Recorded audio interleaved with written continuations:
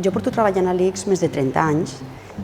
Quan la doctora Figuerola, la presidenta, em va oferir l'oportunitat de participar, vaig pensar que pot ser aquesta trajectòria i la part més assistencial que ara estic fent em permetia traslladar una part de la realitat al Consell d'Administració. A l'haver passat per molts llocs sí que em dona un bagatge, una informació que potser altres no han tingut. El fet d'haver estat en un càrrec directiu, és veritat que després, quan estàs a la consulta, tens una informació que de vegades et fa entendre decisions, et fa compartir decisions, però moltes vegades també et fa ser molt crític amb segons quines decisions.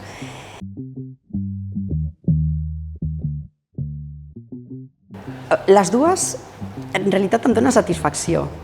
La part més assistencial, és un agraïment immediat. Els pacients són agraïts, en general. Sí que és cert que pots tenir un mal dia, però les persones que venen a visitar-te venen perquè tenen una necessitat. I si tu t'impliques i pots donar una resposta, encara que no sigui la que esperen, però els dones una resposta lògica i entenible, la gent ho entén. I al Consell d'Administració també una satisfacció, potser des d'un altre punt de vista, que algú pensés en mi i a més com a infermera també és satisfacció la paraula. És bàsic.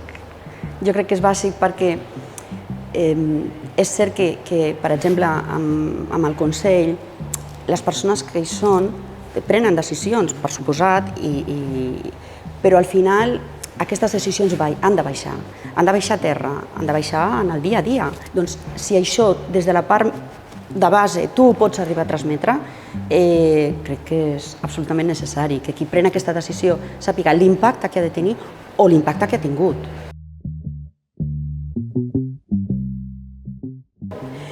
Des de la meva visió del dia a dia, sí que intento transmetre aquesta visió. No sé si ho aconsegueixo sempre, però sí que ho intento fer. Crec que és el meu paper dintre del Consell, perquè sí que és cert que a vegades hi ha decisions com molt, no sé com dir-ho, més aviat més administratives en què tens poc marge, però quan es parla de processos assistencials, que al final és el que ens dediquem, crec que ha d'haver-hi algú que expliqui, escolta, és que això va així.